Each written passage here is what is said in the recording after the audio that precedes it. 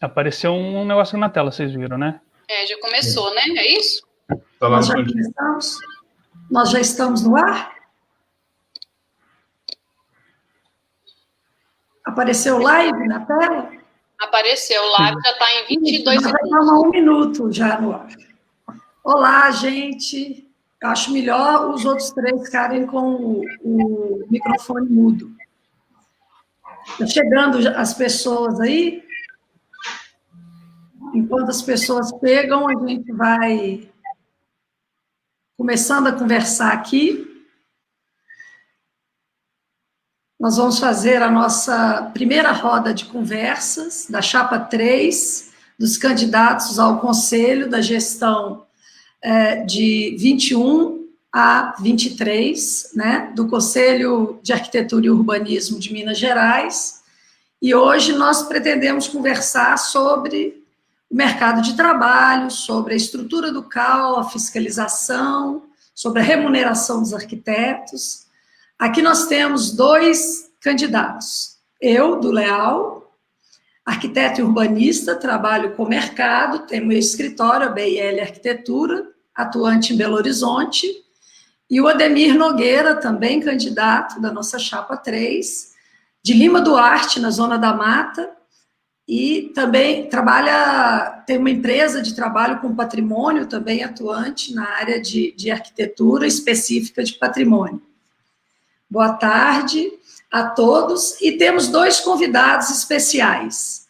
A Letícia Miranda, que já trabalhou no CAL, né, já foi agente de fiscalização e também trabalhou na Defensoria Pública, com arquitetura e urbanismo, e o Orites Campos, um gaúcho, que vem aqui, nosso convidado também, trabalha com fiscalização, trabalha na Prefeitura de Porto Alegre, é atualmente conselheiro no CAL-RS, na Comissão de Exercício Profissional, e bem pertinente dos assuntos que vamos tratar aqui.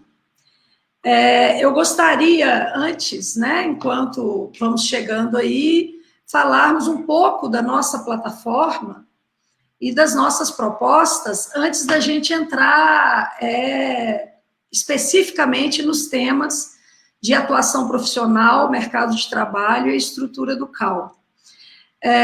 Primeiramente, eu gostaria de falar da composição da nossa chapa, da chapa 3. Né? Nós temos alguns candidatos na chapa 3 que são conselheiros e vão para o 2º mandato, porém 78% da nossa chapa são de novatos, são de novos conselheiros que estão entrando para o 1º mandato. Eu e o Ademir temos uma experiência, por isso estamos nesse debate hoje, para falar um pouco dessa área do exercício profissional pela nossa experiência. E estamos nos candidatando ao 2º mandato. E também, nessa nossa plataforma, que a gente procurou, esse 78% de renovação, diz muito a respeito da diversidade, do nosso nome, que é uma síntese da nossa proposta. Essa síntese da proposta, que é a integração, que é a união dos arquitetos, que é a representatividade. Nós queremos construir um CAL plural, queremos, afinal de contas, ele ainda é jovem, ele tem apenas 10 anos, né, que nós nos separamos do sistema Confea-CREA, então nós estamos trazendo para ele ferramentas do século XXI, tecnologias novas, e estamos aprendendo muito com esse caminhar. E, então, nós pretendemos uma transformação, um aprimoramento dessa estrutura do CAL, uma representatividade. Minas Gerais é um estado muito grande, é um estado com dimensões de países, de vários países, e temos 853 cidades. E a nossa estrutura do CAL é dividida em 6 regiões, contando com a central, onde está a sede em Belo Horizonte. Então, nós temos as 5 regiões no interior: Norte, Sul de Minas, Triângulo Mineiro, Leste Mineiro, Zona da Mata e Vertentes, e a área central. Então, é um estado muito vasto e grande, como o Rio Grande do Sul, do nosso colega Orites, para ser fiscalizado, para ser monitorado dentro das funções de fiscalização, que é uma obrigação do Conselho, né? O Conselho tem essa função de fiscalizar a profissão, de regulamentar, é uma autarquia reguladora, né? Que regula a profissão e aprimora também e aperfeiçoa essa prestação, visando dar à sociedade um atendimento satisfatório. Então, nós procuramos, nessa composição, criar uma representatividade. E nessa representatividade é muito importante uma dimensão que nós elegemos na nossa plataforma. Nós elegemos dentro da nossa plataforma a dimensão da equidade.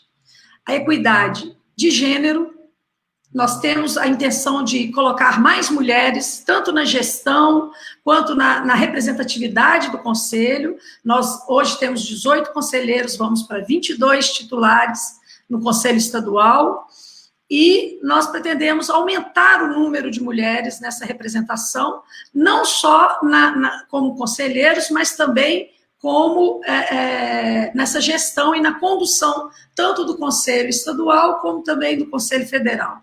Então, a nossa intenção é termos mais mulheres, já que as mulheres representam, em Minas Gerais, 67% do Conselho Estadual. A média no Brasil é de 63% de mulheres registradas no Conselho de Arquitetura e Urbanismo. Também queremos que tenhamos uma representatividade territorial.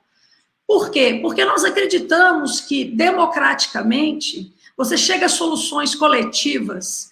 Então, nós precisamos ter gente do norte, sul, da Zona da Mata, do Triângulo, de todas as áreas de Minas Gerais. Então, temos conselheiros de todas as áreas, buscamos gente de todas as áreas. Outra equidade é a equidade de faixa etária.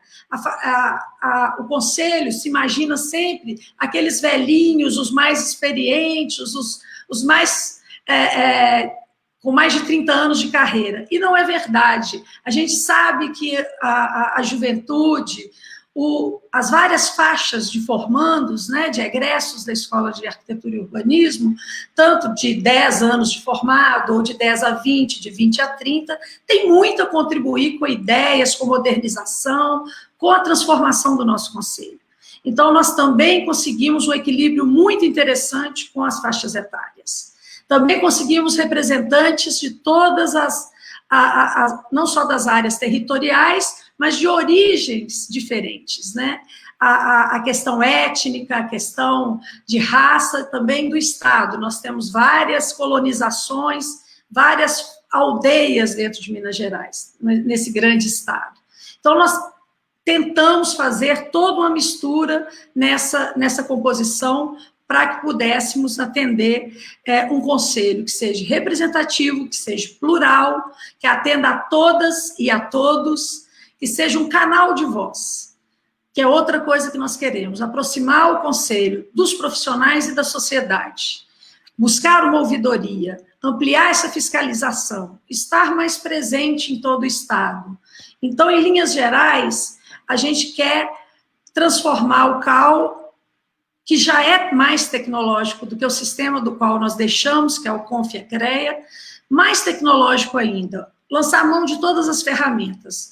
Hoje nós já temos o Arquiteto Protagonista, que é um aplicativo no telefone celular para reclamações, denúncias, e nós queremos desenvolver esse aplicativo de forma a que o arquiteto, que o profissional e também a sociedade, ampliá-lo não só do arquiteto para a sociedade, possa conversar com o CAU, possa ter o CAU na mão.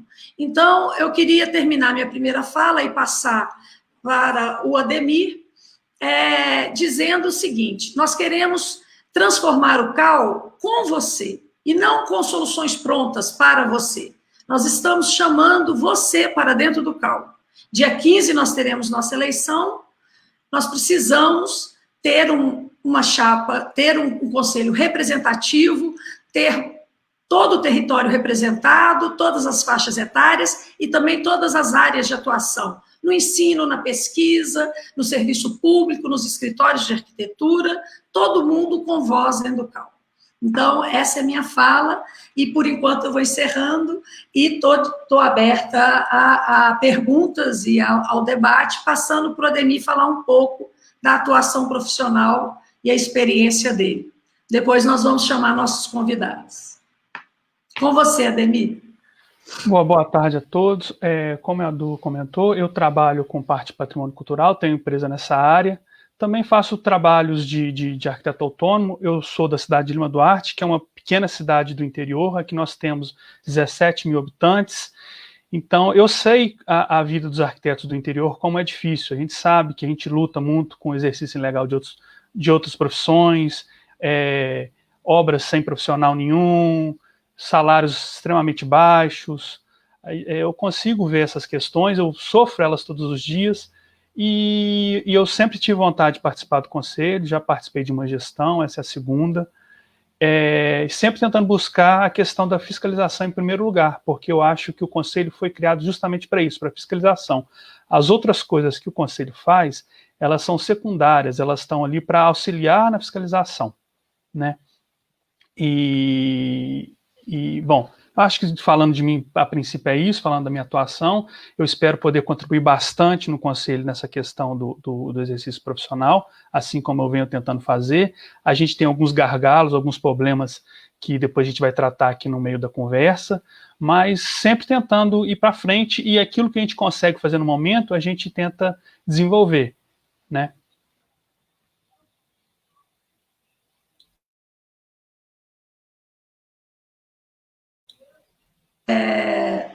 Você vai continuar falando, Ademir? Não, eu acho que depois a gente entra nos assuntos específicos. Vamos fazer uma apanhada geral agora, né? Uma rodada de apresentação, né? Então, Letícia, você pode se apresentar, Letícia, para nós? Boa tarde a todos, meu nome é Letícia Miranda, eu sou formada em arquitetura e urbanismo, eu já trabalhei, né, no CAL, como a Aldo já tinha me apresentado, eu fui agente de fiscalização, trabalhei também na gerência técnica, na gestão anterior, de 2015 a 2017, também atuei como conselheira, e foi quando a gente começou a divulgar a tabela de honorários, não só na capital, mas também nas cidades do interior, né, do estado, para apresentar para os profissionais que tinham dificuldade na precificação de projeto, enfim. Então, é basicamente isso, né? A gente, mais para frente, durante o debate, nós vamos discutir um pouco sobre a tabela também de honorários. E estamos também abertos a dúvidas, né? Alguma colocação que vocês queiram fazer. Orites, nosso colega gaúcho, convidado. Boa tarde, gente. Então, primeiro de mais, quero agradecer o convite por poder colaborar e trazer um pouquinho das nossas vivências que a gente teve ao longo desses quase 6 anos já, diferentemente dos colegas Ademir e a colega Du, eu já estou em segundo mandato, então não é possível a reeleição, e a gente sabe que isso é muito salutar, tendo em vista essa necessidade de formação de quadro, de atualização das pessoas, e que os protagonismos devem ser ampliados, com certeza. E isso fecha, né, Du, com a questão desse peso positivo que nós trazemos para as campanhas no Brasil todo. A maioria das chapas, né, que nós temos notícia, a questão da equidade é um eixo muito forte, a chapa 3, CAL Minas Gerais, é isso, né? Eu pergunto porque nós estamos apoiando a chapa 2 no CAL Rio Grande do Sul. Então, sempre, essa confusão de números, né? É sempre assim. Bom, mas de qualquer maneira, agradeço, né? Reforço o agradecimento por poder colaborar com vocês. E eu acho que a questão da missão do Conselho, ela deveria ser tratada de maneira muito mais profunda e muito mais séria do que ela é tratada, tanto no nível estadual quanto no nível federal. A missão participa de uma autarquia de fiscalização do exercício profissional, pelo próprio nome já diz, né? É a fiscalização. E nós vemos que a máquina administrativa, por vezes, ela é escolhida para receber as atenções da administração e não a função principal que a sociedade imagina que o Conselho deva atuar. Né? Arquiteto sou servidor na Prefeitura de Porto Alegre, trabalho com fiscalização desde 2000 e alguma coisinha. Bom, é meu tema de predileção. O pai, por ser advogado, então a questão legal sempre teve muito presente. Então, trabalhar na fiscalização, que seria a aplicação das normativas que nós temos, dependendo da circunscrição estadual, municipal ou federal, isso é uma coisa que sempre me deixou muito à vontade, né? Então, tenho quase uma compulsão por fiscalização e entendo que tudo que nós fizermos para essa autarquia, que nós chamamos de Conselho de Arquitetura e Urbanismo, tem que visar a proteção da sociedade, seja pugnando pela profissão, valorizando a profissão, seja com atos de fiscalização propriamente ditos, em suas mais diversas vertentes e objetividades. Bom, é uma apresentação inicial, então eu retorno a esse assunto, assim que os colegas introduzirem o tema, e parabéns à Chapa 3. Começamos a ter notícia em todo o Brasil que esse movimento não tem mais volta, é Chapa 3, Cal Minas Gerais. Estamos junto com vocês. Obrigada, Euridice. Então, eu vou falar um pouco da rotina do que é a fiscalização em Minas Gerais, né? Depois, essa própria forma que eu vou falar vai provocar um debate entre os nossos convidados e o Ademir também. Dentro da nossa plataforma, nós queremos, né, ampliar essa fiscalização, mas não só de forma punitiva, e sim educativa. É muito importante a gente dizer, não só para a sociedade, mas também para os nossos colegas, o quanto a gente é importante, a nossa função social, o quanto a gente tem que se valorizar para a gente ser valorizada aos olhos da sociedade. Então, nesse sentido, o nosso conselho tem muito a fazer.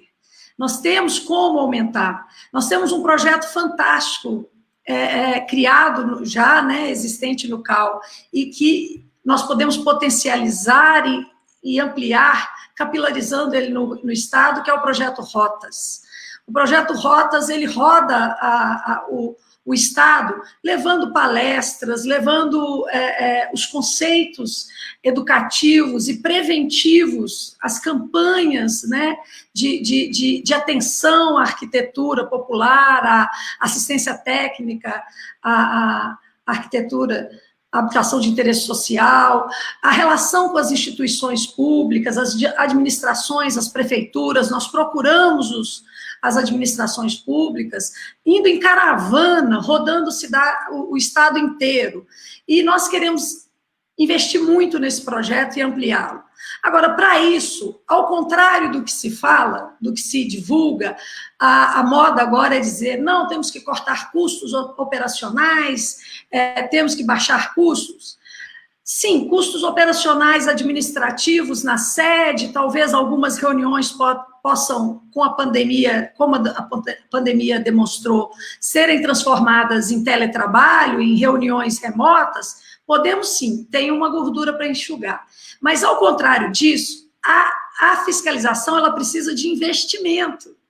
Ainda mais num estado maior que a França, um estado com 853 cidades, um lugar com essas 5 regiões, além da região central. Ou seja, nós precisamos estar presente no estado inteiro.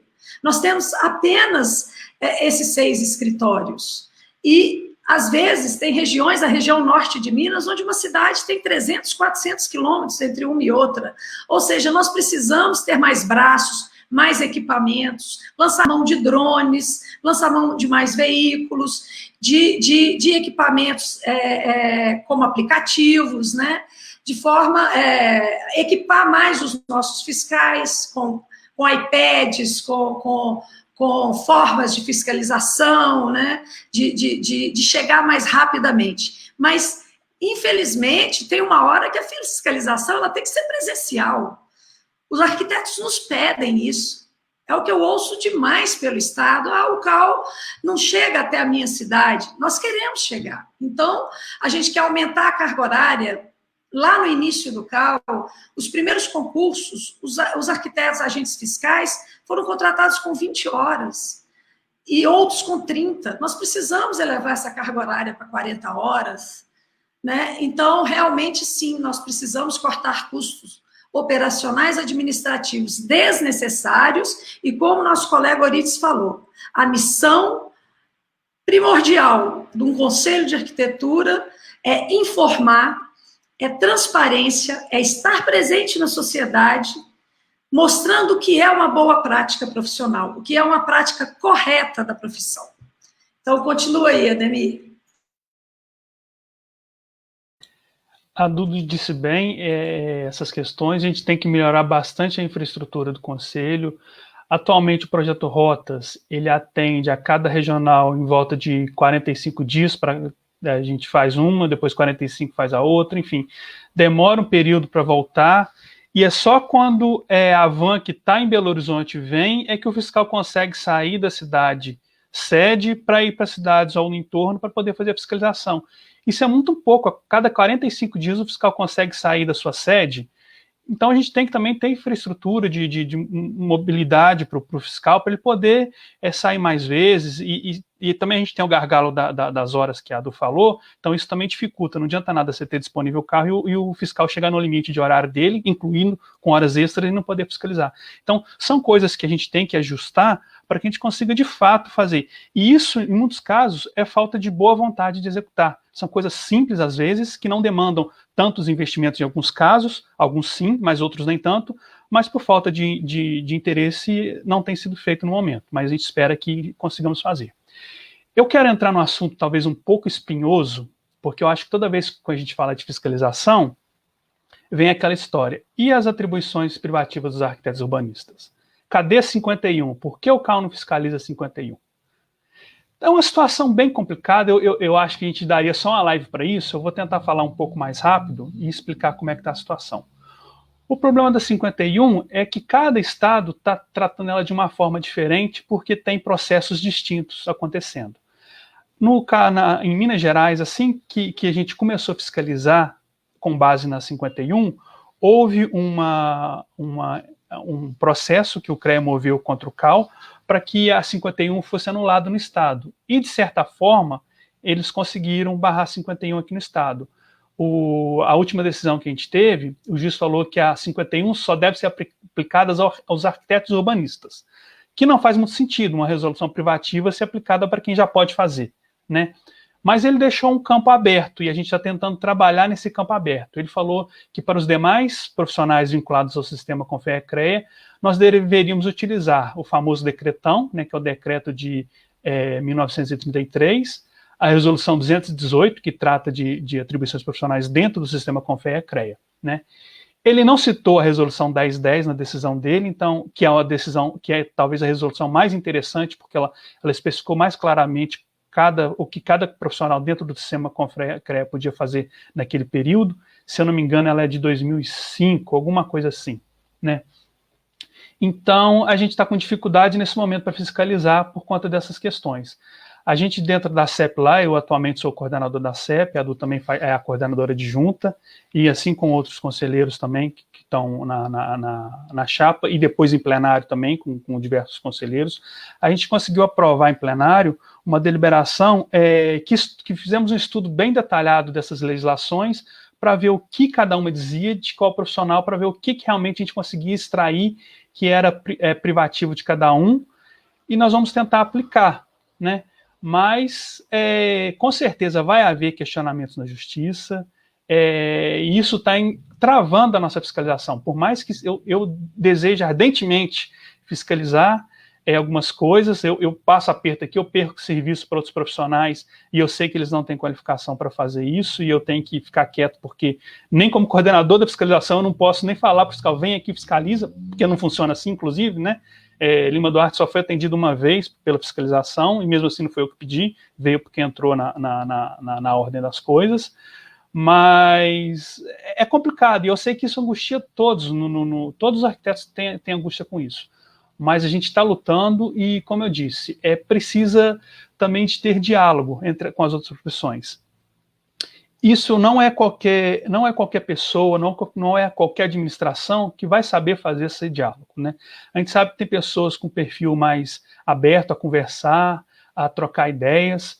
com outros profissionais, em especial com os profissionais dos sistemas CONFEA-CREA, que é onde que a gente tem o problema maior, né? Mas existem outras profissões, sim, que a gente tem que conversar. Temos que conversar com os designers de interior, temos que conversar com os historiadores, temos que conversar com os arqueólogos. A nossa área de atuação é muito ampla. A gente tem que conversar, inclusive, com os biólogos, que trabalham também em uma parte de paisagismo, que há um sombreamento entre as profissões. Então, a gente tem que começar a tratar desses temas de uma maneira sadia, de uma maneira correta, e saber colocar na balança as questões e ter esse diálogo aberto também com essas outras profissões, explicar como que a nossa profissão ela existe, ela é generalista sim, a gente, por mais que não consiga aprender tudo na faculdade, a gente estuda bastante, e aqui fica o meu apelo para os estudantes que por acaso estejam vendo aqui. Gente, toda matéria passada na faculdade é importante. Não se preocupa quando for passar um trabalho de estrutura, alguma coisa assim, vocês façam, aprende a fazer, porque isso vai ser cobrado de vocês na vida profissional. Uns podem ser que nem tantos, mas a maioria vai. Então, tudo é importante na faculdade. E vou te falar, e falo mais, muita coisa que nós deveríamos aprender, a gente não aprende, e a gente acaba aprendendo na vivência profissional, né? Então, é importante a gente estar preparado para isso. E com relação específica que a gente está falando da fiscalização das profissões, eu gostaria muito que tivesse alguns questionamentos na hora do final do debate, porque eu acho que é algo importante, eu espero ter passado a visão geral. Nós sim queremos fiscalizar, nós estamos correndo atrás disso, só que estamos tendo gargalos na justiça, né? Mas também temos algumas decisões interessantes. Lá no Paraná tem acontecido um processo também que tem dado resultados positivos e talvez ele vire jurisprudência para outros estados. E quando virar, certamente vai facilitar o nosso expediente aqui em Minas com relação à fiscalização. Por enquanto é isso aí, gente. Eu queria, inclusive, pegando o gancho nessa sua fala, Ademir, exatamente com isso, nessa briga na justiça, ter um pouco da visão do Rio Grande do Sul, que é pioneiro e está à frente dessas histórias, né? Porque nós temos uma batalha e a gente troca muita experiência entre os estados, né? Eu e Euridice trabalhamos muito em sintonia, trocando informações e boas práticas, e no Rio Grande do Sul tem uma frente, eles têm uma assessoria jurídica bacana, tem um trabalho muito bom de combate a formas aviltantes de contratação profissional, contra o pregão, impugnação de editais que não nos valorizam, que não nos incluem, ou que nos deixam de fora injustamente. E aí, Euridice, fala um pouquinho para nós dessa realidade do Rio Grande do Sul, na fiscalização, nessas lutas.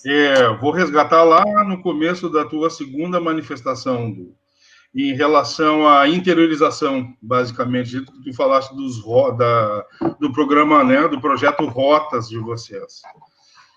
Nós aqui no Rio Grande do Sul, nós temos um programa que é similar, e eu acho que é uma coisa muito importante, já de largada, falar de diferenciação geográfica, principalmente planialtimétrica que nós temos entre os estados, e isso faz com que Minas Gerais tenha um fator de dificuldade bem maior que a maioria dos estados para poder fiscalizar. A DUA é bondosa na hora que ela fala que existem cidades que estão a 300 quilômetros de distância, tem coisas com situação pior em Minas Gerais, nós sabemos disso, devido à topografia. Então, aqui no Rio Grande do Sul, como a nossa topografia é um pouquinho mais favorável, digamos assim, nós conseguimos interiorizar o conselho através de 4 escritórios regionais.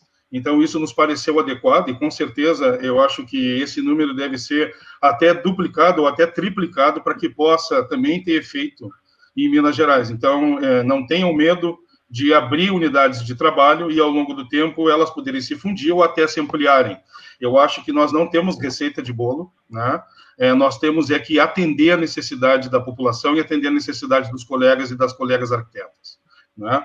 Então, nós temos aqui um similar, como eu estava falando, que é a questão do Cal Mais Perto. Então, nós descobrimos que fazendo pequenos pontos regionais de parada de concentração de demanda, que nós chamamos de escritórios regionais, a nossa economia atingiu patamares consideráveis e com dinheiro que nós tínhamos uma equipe única percorrendo o Estado, nós, com um pouco esforço maior, conseguimos atender esses 4 escritórios regionais. Atualmente, nós temos 2 já em funcionamento.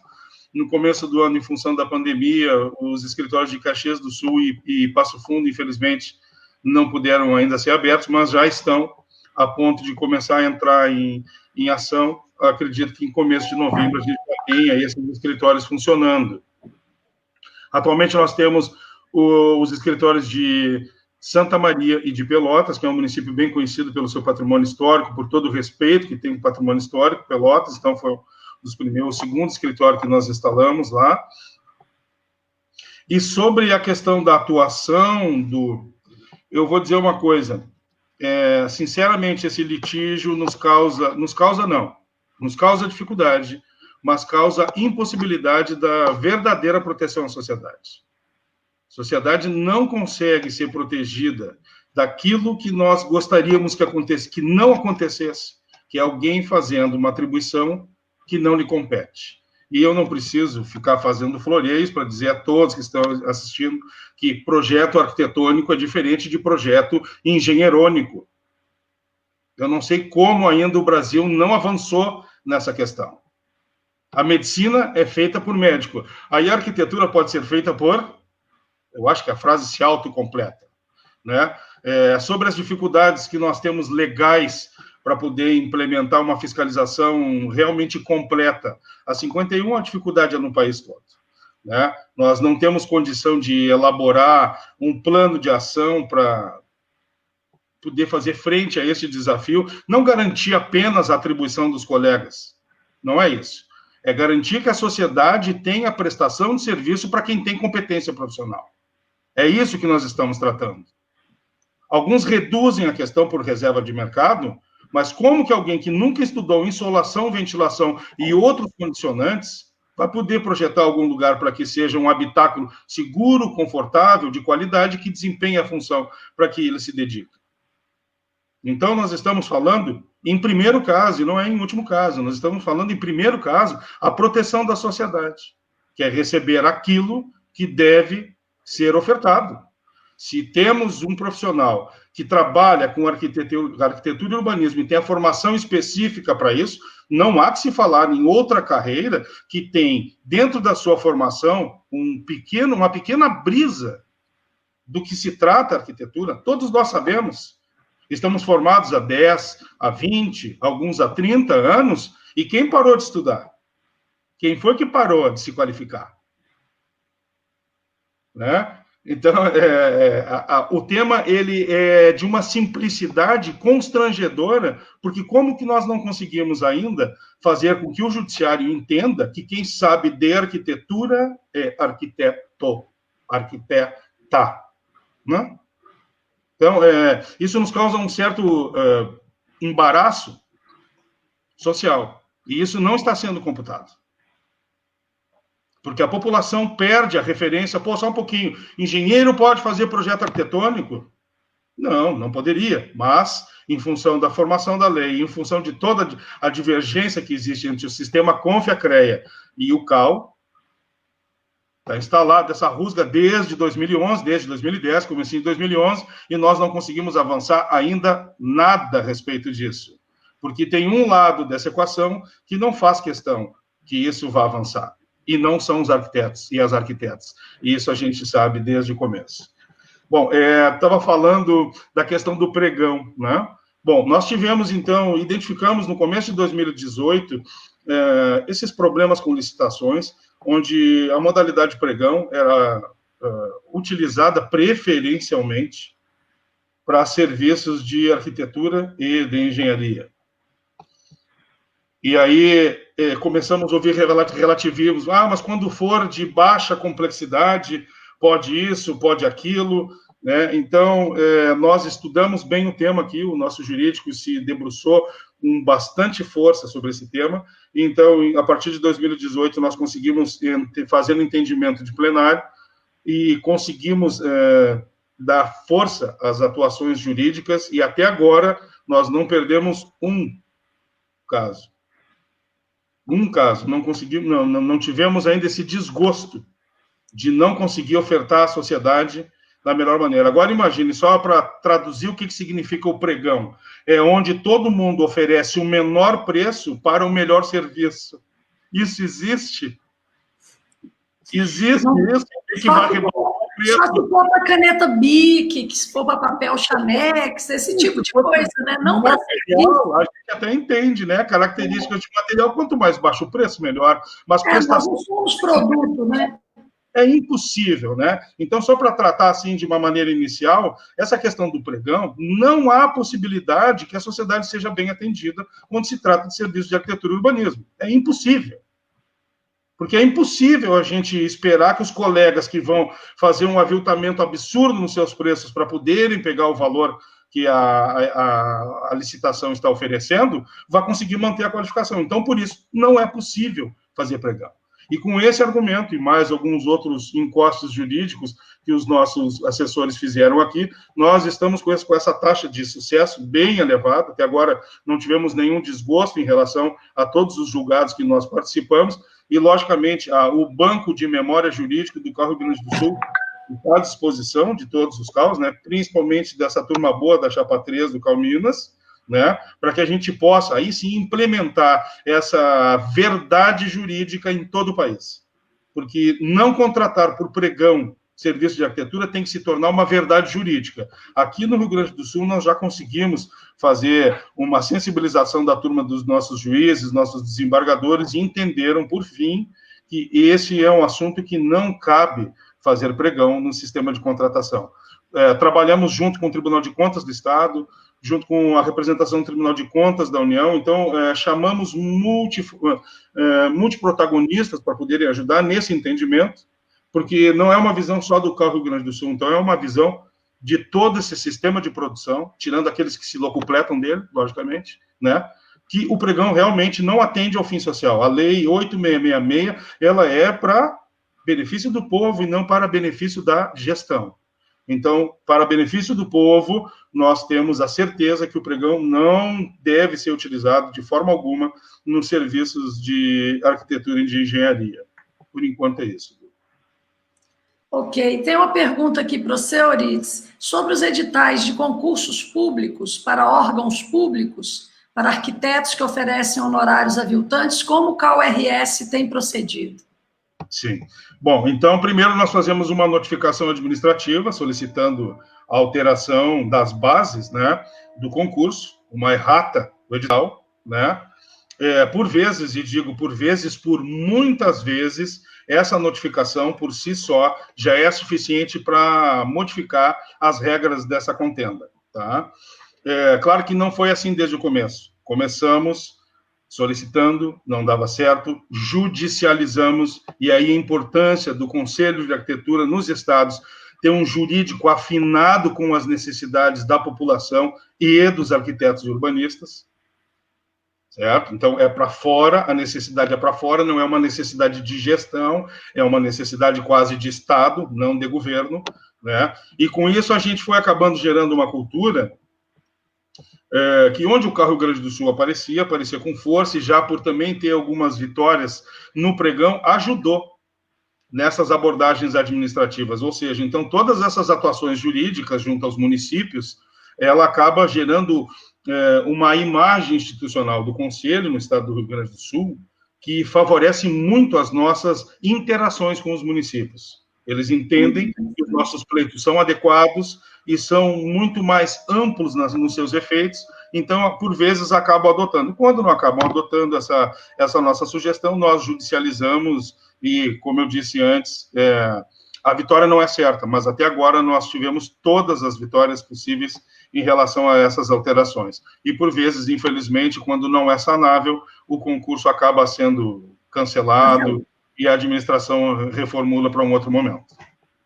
Essa é uma forma também de valorizar o trabalho do profissional, né? E valorizar também a prestação do serviço. E aí eu vou passar agora para a Letícia, porque uma coisa leva a outra, né? O cálculo dos honorários, a remuneração aviltante, né? O ideal é que a gente consiga ter uma relação equilibrada entre o valor do nosso trabalho e uma ferramenta adequada para se negociar esse valor do trabalho, seja com cliente, seja com órgão público. Então, Letícia, você que é uma especialista, fala um pouco para a gente da tabela de honorários do CalBR, como referência para cálculo do valor do trabalho, né, e negociação entre os profissionais, os clientes e os órgãos públicos. É um tema que complementa um pouco a forma como nós somos tratados e remunerados. Claro. A tabela de honorários, ela foi criada pelo Odilo de Almeida Filho, do Cal Ceará. E qual que era a função da tabela? Era justamente essa, né, de a gente conseguir chegar num valor justo por aquele serviço oferecido.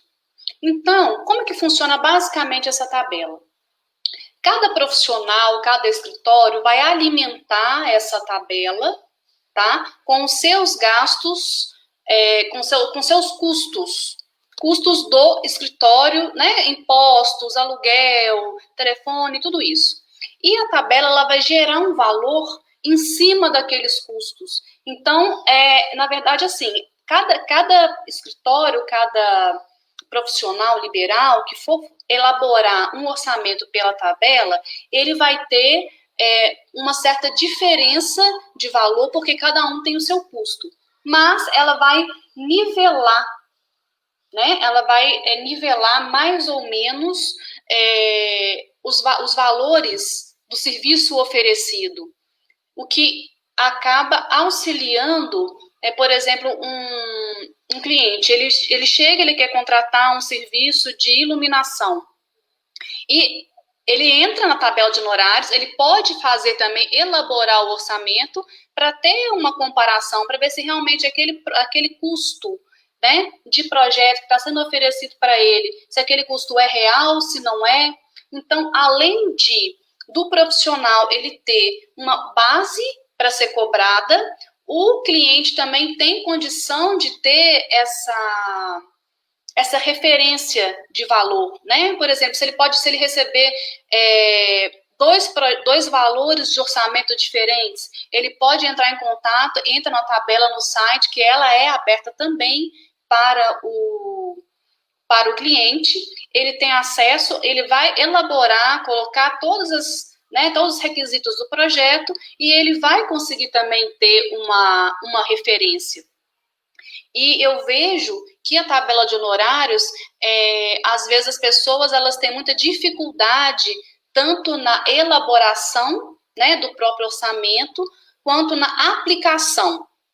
Né? Eles falam assim, principalmente no interior, as pessoas não valorizam ou preferem um valor mais baixo, que geralmente é de um colega nosso, um engenheiro, mas eles acabam que eles não entendem também o que é o serviço oferecido. E a tabela de honorários, ela também vem para mostrar, né, para apresentar para o cliente quais são as atividades que serão entregues dentro daquele serviço oferecido. Às vezes, um exemplo, vou fazer um projeto arquitetônico. O que vai ser entregue? Você vai entregar um projeto executivo, você está contratando um projeto básico, só de aprovação na prefeitura, você está contratando um detalhamento, né? Então, a tabela de honorários ela vai também auxiliar nessa questão. Ela vai mostrar quais são os serviços e qual que é o valor de cada um. Ou então você quer fazer só uma etapa do projeto, você pode fazer um orçamento que faz referência apenas àquela parte do projeto. Então, a tabela ela flexibiliza para nós profissionais e nos auxilia, nos dá um norte para precificação de produto, e sem contar que a tabela ela foi elaborada em 2014 já baseada na nossa legislação do CalBR, que é a 12378, né, de 2010. E ela já estabelece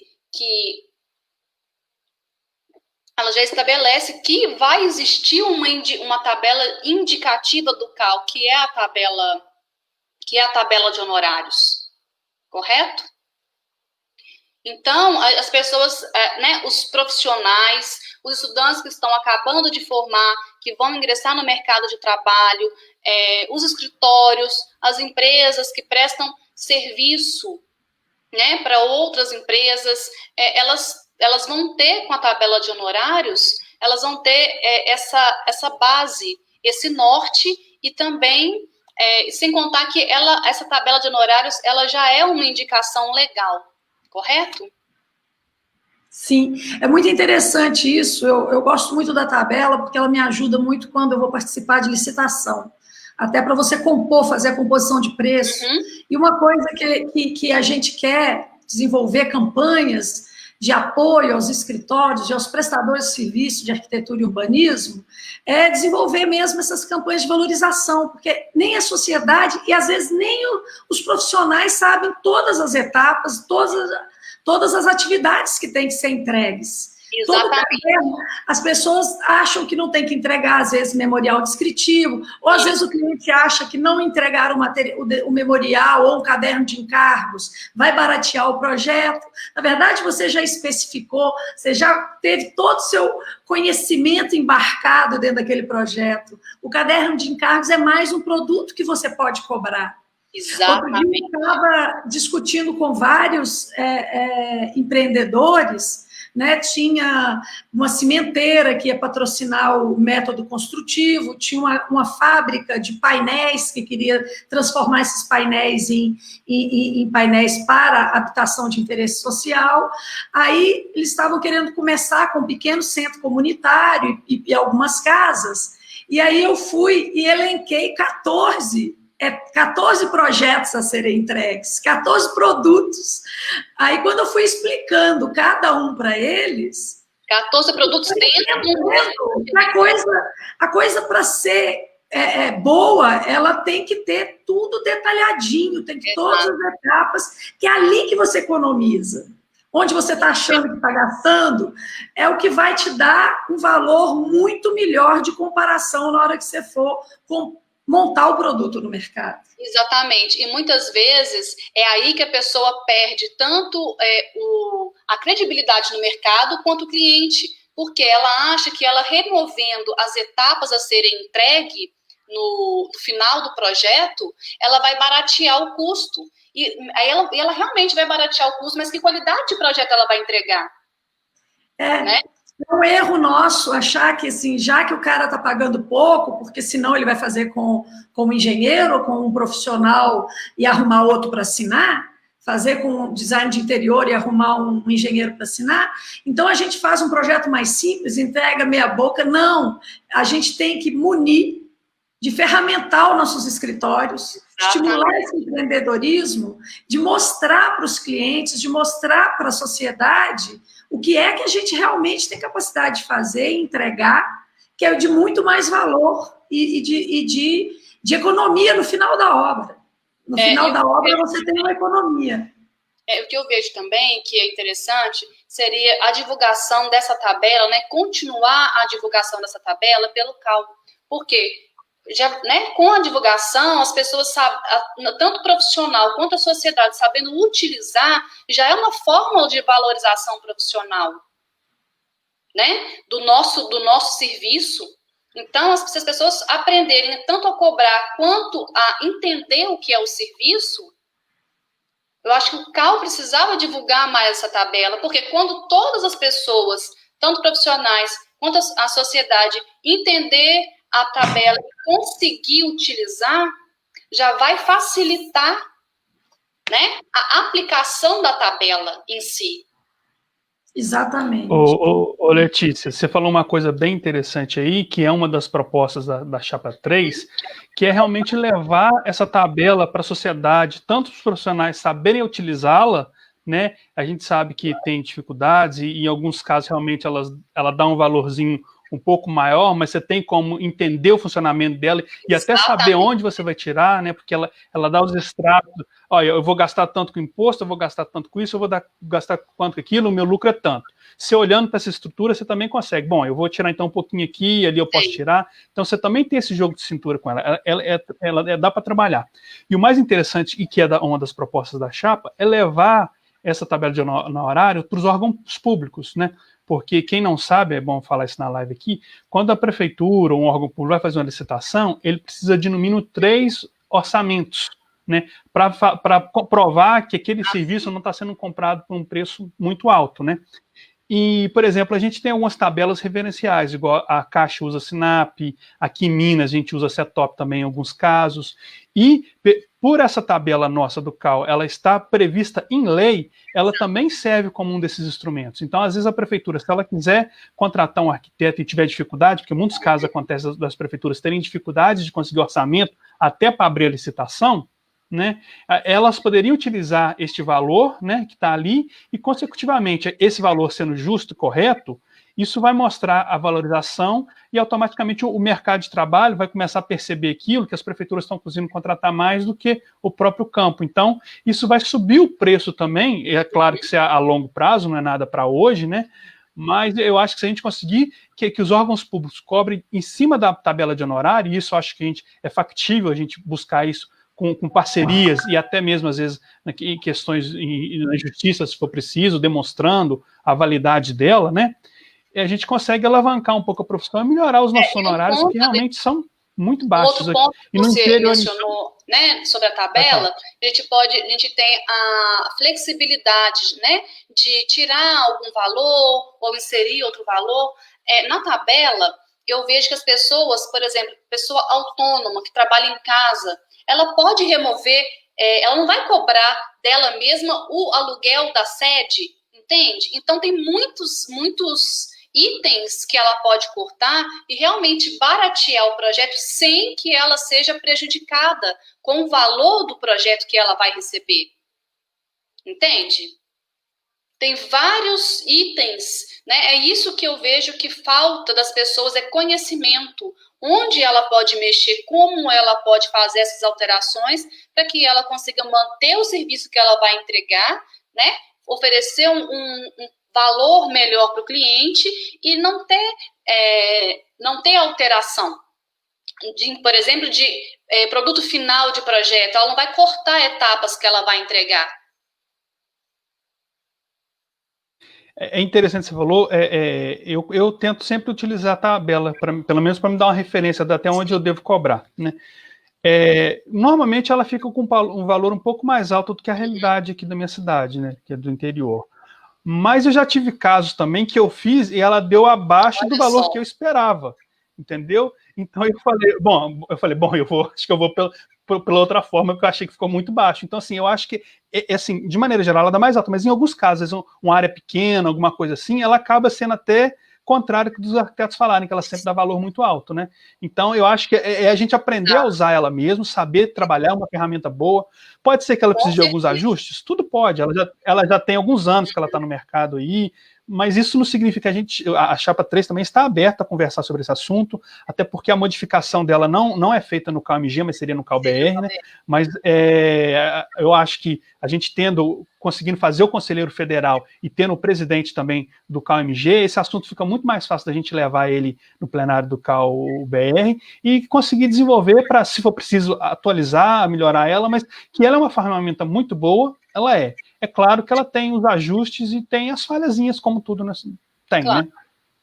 Como tudo. Mas ela merece uma campanha nos CAUFs, uma campanha nacional pesada, e inclusive de catequizar mesmo, de educar as prefeituras, os órgãos públicos a utilizarem ela como referência, né? Tanto estadual, municipal e nacional, como a referência de honorários, que é uma forma de valorizar a nossa prestação de serviço. Porque também na nossa proposta, Letícia, da Chapa, a gente tem essa proposição de divulgar também melhor e participar mais das formulações das normas técnicas. Que eu acho que também a norma técnica, por exemplo, do projeto completo, que hoje não é mais projeto executivo, que se chama, né, do projeto completo, o arquiteto está presente desde a viabilidade da escolha do terreno até a planilha orçamentária final.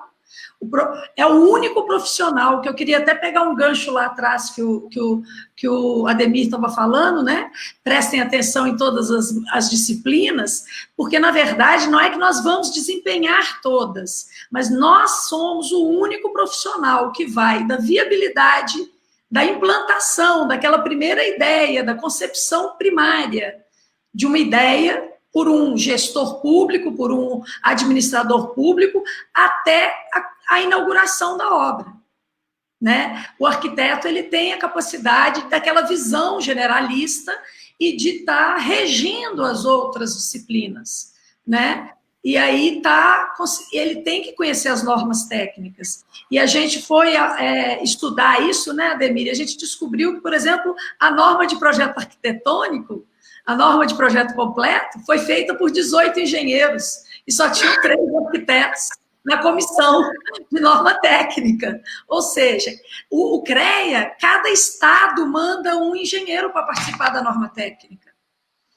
E nós não participamos, os arquitetos não participam, o Conselho de Arquitetura participa pouco. Isso é um trabalho também da nossa plataforma. Nós conseguimos ter essa penetração maior nas formulações das leis, né? Acompanhar mais as normas que impactam o nosso exercício profissional. E com isso a gente conseguir interferir mais nela, conhecê-las melhor, e defender melhor a nossa remuneração e a nossa profissão. Gente, já são 56 minutos. Todo mundo aqui é tarado com esse tema, né? Passa rápido.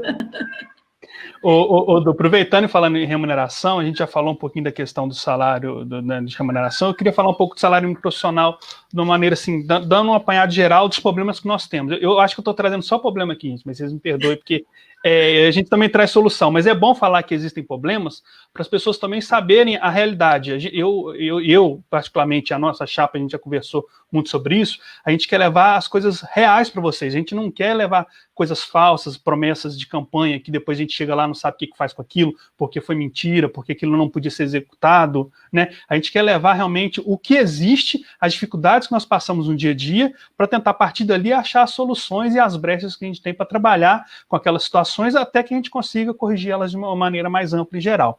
Então, com relação ao salário mínimo profissional, existem algumas dificuldades da sua fiscalização. Primeiro, existe um questionamento, na verdade, existe um documento do Senado que fala que o salário mínimo profissional ele só pode ser aplicado a quem é contratado como seletista. Você não pode contratar, não pode utilizá-la com aqueles que são funcionários públicos que a gente chama de estatutários, né? Então a gente já começa a criar uma divisão. Um grupo você pode fiscalizar e o outro você não pode fiscalizar. Já começa uma situação um pouco complicada, né? E a gente sabe que muitas das vezes os salários mais baixos que a gente às vezes encontra é justamente naquele servidor estatutário, né? Mas aí a gente infelizmente fica de mãos e pés atados, né? Com relação a esse outro grupo de pessoas, elitistas, que a gente pode fiscalizar, a gente vai e encontra um outro gargalo, né? E já tem pareceres jurídicos sobre isso, já tem jurisprudência falando o seguinte, que segundo a Constituição, o salário mínimo nacional não pode ser usado como base para cálculo de nenhuma outra taxa, de nenhuma outra coisa, né? No sentido de índice de correção, né? Então, o que acontece? Você pode sim ser obrigado, no caso, a gente tem uma normativa do CAL, a contratar uma pessoa pelo salário mínimo profissional. Naquele dia da contratação, se a pessoa for contratada por 40 horas semanais, ele é 8,5 vezes o salário mínimo profissional. Contratou nesse ano, ok, cumpriu a tabela. Aí passou um ano, mudou o salário mínimo nacional. Passou de tanto para sei lá quanto. Apesar que está aumentando muito pouco, mas enfim. Você, arquiteto contratado por aquele salário inicial, o seu salário não pode ser corrigido porque o salário mínimo nacional foi corrigido. Então, existe esse problema. Então, ou seja, no dia da sua contratação estava tudo certinho. Passou 10 anos, se você não conseguiu fazer um acordo com o seu patrão, se você não estava participando do sindicato e não fez um acordo coletivo, o seu salário, se ele tiver exatamente a mesma coisa do dia que você contratou, perante a lei, entre aspas, ele está correto. Então, a gente também encontra esse problema. E aí, mediante esse problema, a gente tem uma questão que algumas leis municipais que criam os cargos de arquitetos nas prefeituras e em outros órgãos públicos, eles têm, naquele dia, ele tem um valor de salário. Pode estar correto ou ilegal, né? Aí é uma coisa que a gente tem que avaliar. E quando lança o edital, muitas vezes aquele edital está com base numa lei que está errada. Então, o edital está errado? Claro que ele está. Mas ele nasceu errado porque a lei estava errada. Então, assim, a fiscalização ela fica um pouco mais complexa. Você tem que fiscalizar o edital, mas você tem que buscar aquela lei que está errada, e para questionar uma lei, só entrando na justiça, né? Aí entra um outro problema, e o Corites falou muito bem que o jurídico do CAU ele tem que ser voltado não para funções internas, mas para funções externas mesmo. Isso é uma coisa que eu nunca tinha pensado para falar isso, mas eu achei essa colocação bem positiva nesse sentido, né? Então, a gente tem esse outro problema. E aí eu parto para o terceiro problema, que eu acho que talvez seja um problema, eu não digo maior, mas é uma questão complexa, que tem muitas pessoas dentro do conselho que entendem que salário mínimo não deve ser fiscalizado, né? E isso a gente vê pessoas falando em eventos do CAU, alguns conselheiros também, e, enfim, uma série de pessoas, porque na nossa lei não está escrito exatamente, o CAU vai fiscalizar o salário mínimo profissional. Até tinha esse artigo, mas ele foi vetado, né? Então, algumas pessoas falam, não é função do CAU. O CAU não pode fazer isso porque não é função do CAU. Mas tem uma atribuição do CAU que fala valorização da profissão. Você quer maior valorização do que um salário digno? Isso, para mim, é a coisa mais importante. Ter um salário digno é o maior ponto de valorização que o arquiteto pode receber do seu salário. É você trabalhar, chegar no final do dia, ufa, trabalhei, estou cansado, mas vou receber o suficiente para sustentar a minha família, para poder comprar meus equipamentos, para poder comprar um software legalizado, para não ter que usar pirata. É muito mais agradável o arquiteto ter essas condições do que você ficar sendo beneficiado por clube de vantagens que o CAU possa fazer. Se você tiver um salário digno, respeitoso, é muito melhor do que o CAU ficar te dando miséria, esmola de ajudinha que infelizmente, muitas pessoas ficam oferecendo. Falando, o CAU vai fazer isso por você, o CAU vai te ajudar a comprar isso, o CAU vai te ajudar aquilo. Se o CAU fiscalizasse o exercício profissional e valorizasse e ajudasse a valorização do arquiteto conforme deveria, todos nós teríamos salário bom, digno, e poderíamos sim adquirir nossos bens, nossas coisas, sem precisar de favor de ninguém, né? Então, e a nossa chapa, ela vai nesse sentido, de tentar valorizar o profissional, de tentar cumprir a tabela de honorários, e aí eu falo sim para que aqueles que veem isso como uma coisa importante, avaliem as outras chapas, avaliem o discurso para ver se essas pessoas realmente têm o desejo de fiscalizar isso, ou se elas estão nesse campo de pessoas que falam, isso aí não é função do CAU, né? Eu até acho que o CAU ele pode contribuir de muitas formas para os arquitetos, né? Mas o CAU, a função principal dele é proteger a sociedade, proteger o exercício da profissão. E em proteger o exercício da profissão, automaticamente ele protege o profissional de arquitetura, mas isso ele é consequência, ele não é o primordial do conselho. O conselho não está aqui para os arquitetos, o conselho está aqui para a sociedade, mas quando ele faz para a sociedade, consecutivamente o arquiteto ganha. E é isso, essa visão que a gente quer trazer para o CAU, e essa visão que a gente quer levar para o CAU-BR também. É isso mesmo, mas de qualquer maneira, quando o conselho busca o aprimoramento profissional, e ele está dizendo ali na regra o que é uma boa prestação de serviço, ele está prestando um serviço de valorização e está ajudando o arquiteto, né? Ele está trazendo para o arquiteto ferramentas para ele trabalhar, para ele se inserir no mercado corretamente. Os bons profissionais, os profissionais que querem ser valorizados, eles vão estar sendo valorizados pela prestação correta do serviço. Eu acho que, nesse sentido, o CAU tem um olhar bem apurado também para o ensino e formação, ele tem que cuidar da pesquisa, ele tem que cuidar da formação do arquiteto, né? Ele tem toda essa abrangência, porque é o somatório disso que vai fazer uma boa prática, uma boa atuação profissional no mercado, né? Se complementa, sem deixar a regulação da profissão, né? Falam muito que no Brasil os conselhos eles legislam em causa própria, porque a legislação no país faz com que o próprio profissional fiscalize o colega, né? A legislação brasileira, ela entende que o melhor intérprete, se aquele trabalho está sendo bem feito, para regulamentar, para disciplinar, para fiscalizar, é o próprio profissional, e não um profissional de outra área. Então, nesse ponto, o CAL tem que manter uma certa imparcialidade, né? Quando ele está julgando e punindo também. Só que a gente também tem essa visão dentro do conselho, a gente tem esse cuidado de estar trabalhando também o lado educativo, de estar trabalhando o lado preventivo e de forma de dar suporte aos profissionais, aos escritórios, de forma que eles possam se capacitar para lá na frente a gente está tendo uma fiscalização mais suave. Você tira a pressão da fiscalização também quando você promove uma boa prestação de serviço. Bom, gente, já são 1h05. Aqui a gente já falou de tudo, né? Das ferramentas, do exercício, da tabela, da remuneração. Eu gostaria de passar para os nossos convidados para dar uma palavrinha final para os nossos internautas aí, né, que estão nos assistindo, algumas sugestões de áreas culturais que envolvem arquitetos, sejam apoiados e estimulados. Muito bem falado, Gina Rende está sugerindo aqui, muitos arquitetos também possuem esse lado lúdico, não só de honorários e temas áridos. Nós vamos tratar desses assuntos, né? Eu queria lembrar que nós vamos fazer 5 lives, vai ter uma live uma das rodas de conversa nossa, vão ser sobre a parceria do Colégio de Entidades, onde o CAL apoia e implanta, né? Nós temos implantado e é muito estimulado, deve ser, e nós vamos trabalhar nisso na nossa plataforma, de ouvir as demandas e trabalhar juntamente com as entidades de arquitetos e urbanistas essas áreas culturais de promoção da arquitetura, de promoção da interatividade, da interconexão, de reflexão, um espaço de reflexão. Então, nós vamos ter mais 4 debates, o nosso hoje ficou nessa área mais estruturante, né, do CAL, e vamos estar aqui todas as terças e sextas, até o dia 15 de outubro, né, Chapa 3, nós estaremos aqui conversando sobre todas as áreas em que o CAL pode atuar e apoiar e estimular na sociedade para a promoção da arquitetura e urbanismo.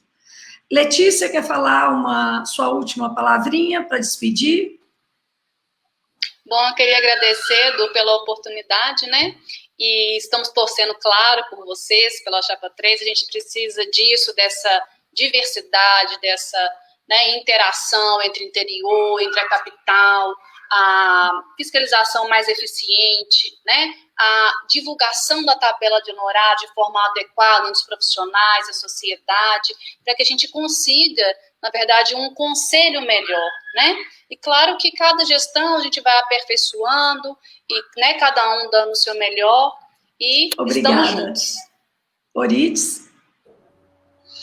Bom, vou reforçar novamente, né, meu agradecimento. Obrigado, Demir, obrigado, Du, obrigado aos outros colegas, todos queridos amigos da Chapa 3, por convidar, por me fazer esse convite e gerar essa possibilidade de troca com vocês.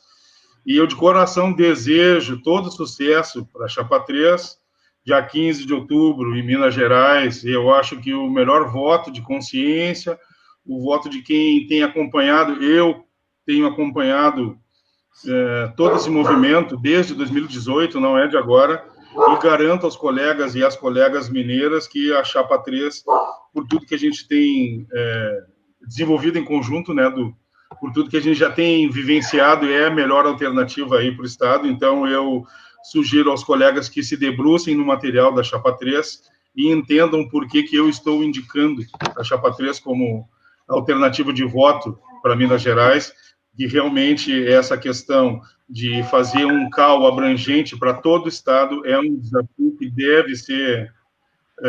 deve ser atendido pela Chapa, né, pelos colegas que vão assumir na próxima gestão, e muita saúde a todos, né, que esse tempo de pandemia nos traga reflexões positivas, né, e que a gente possa cada vez mais se reforçar nessas pautas que envolvem a todos, e perdemos o abraço do contato local, né, mas ganhamos essa exposição a mais com queridos amigos através da internet, que acaba nos aproximando. Claro que não substitui o contato pessoal, e eu quero deixar um abraço a todos, um beijo a todos, e assim, e o que precisar eu estou à disposição, que a galera aqui das quatro patas já começaram a me exigir atenção aqui, tá, gente?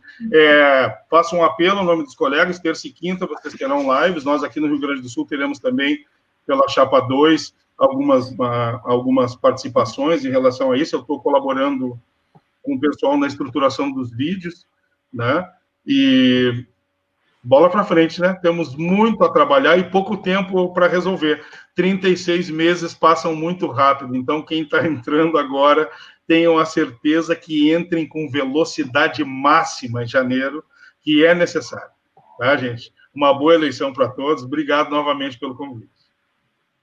Nós acreditamos muito, Corinthians, muito obrigada. Estamos acreditando muito na nossa plataforma. Convido a todos a verem nossas redes sociais, no Instagram, no Facebook, o nosso blog, todos os nossos links estão lá nas redes sociais, para vocês verem todos os nossos membros, nossos apoiadores, nossas propostas.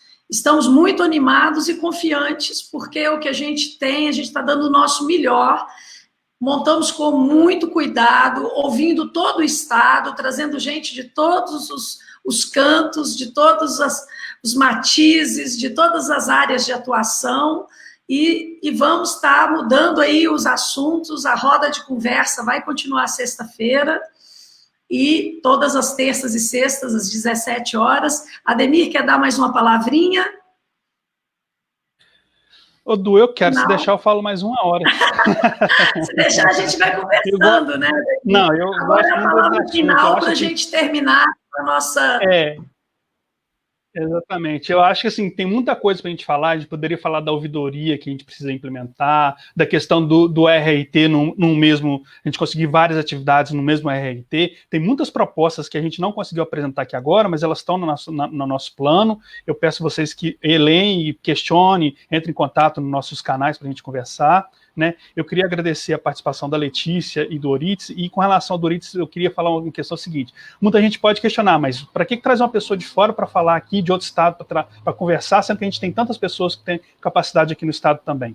Mas eu acho que trazer ele é importante, que é uma das plataformas que nós temos, das ações, é justamente o contato, o diálogo com outros CAUs, com o CAU-BR, para que a gente possa trazer pessoas que têm experiências diferentes para trazer e somar. Às vezes uma solução que está sendo desenvolvida lá pode servir para a gente aqui, a gente está querendo inventar a roda e ela já existe, então vamos agilizar, vamos economizar custos, vamos trazer essas informações. Então por isso que ele veio cá, por aqui para a gente, para trazer algumas informações. Realmente foi muito produtivo, ele trouxe coisas diferentes, coisas que a gente ainda não tinha imaginado, né? A participação da Letícia é excelente, ela já foi conselheira, já foi também fiscal, e ela pode ajudar a gente bastante nisso, a ter os gargalos da fiscalização. A gente acha que fiscalizar é algo assim, só mandar o fiscal lá na obra e anotar as coisas. Não é. Ele chega, a obra está fechada, ela não tem endereço, ele não tem CPF de ninguém, ele não tem nome de ninguém. Como é que a gente corre atrás disso? Isso a gente vive na CEP ali, parece que é coisa tão simples, mas não é. Então, é muita coisa para a gente falar, e se eu continuar falando, eu vou falar mais um pouco, então deixa eu parar aqui agora. Bom, gente, então nós já estamos com 1h13, a nossa roda de conversa vai chegando ao fim, e é isso, eu vou fechar dizendo que nós estamos nessa busca de aprimoramento, de transformação. Nós acreditamos que o CAU já está com bons caminhos, ele precisa de mais injeção, ele precisa que a classe se interesse mais à categoria, entenda mais a profissão, que nós estejamos unidos, estejamos nos alimentando de boas práticas e difundindo essas boas práticas, não só no nosso estado, mas no Brasil inteiro, e trazendo para nós boas práticas, estreitando os laços com o CAU-BR, que tem uma função mais legislativa, enquanto os CAUs dos estados têm uma função mais operacional e executiva, mas nós é que levamos as ideias daqui para lá, porque nós temos o chão de fábrica, nós estamos no dia a dia da profissão. Então, a gente espera, estamos muito confiantes, acreditando muito no trabalho que a gente tem feito já há vários meses, ouvindo muito e com boas propostas e aguardando e esperando receber ótimas propostas e querendo construir um CAU plural, cada vez mais diverso, transformador, inovador, tecnológico, célere, de forma a atender melhor todos os arquitetos e a sociedade. Então, dia 15 de outubro, pensem bem, analisem bem, leiam nossas propostas e as outras, e vocês vão ver que nós estamos bem embasados, estamos muito animados. Então, para despedir, dia 15 de outubro, Chapa 3. Obrigada a todos e uma boa noite. Até sexta-feira, às 17 horas. Se não me engano, o próximo tema é ensino ou instituições. São os 2 próximos temas. Tá bom? Um abraço a todos e boa noite. Chapa 3. Tchau, gente. Boa noite. Um abraço forte. Chapa 3.